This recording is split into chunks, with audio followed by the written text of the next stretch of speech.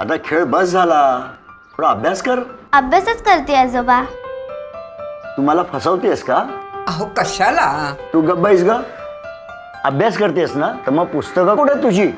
आता अभ्यास करायला पुस्तकं कशाला लागतात? पण तू अहो मुलांना दप्तराचं ओझं होऊ नये ना म्हणून शाळेत सगळ्या मुलांना हे काय का म्हणतात याला? टॅब आजी, टॅब. हा टॅब दिलाय महापालिकेने. आजोबा हे बघा. आलो. आजोबा आमची शाळा पण आता डिजिटल झाली आहे. आम्हाला काही लेक्चर्स व्हिडिओ कॉन्फरन्सद्वारे दिले जातात.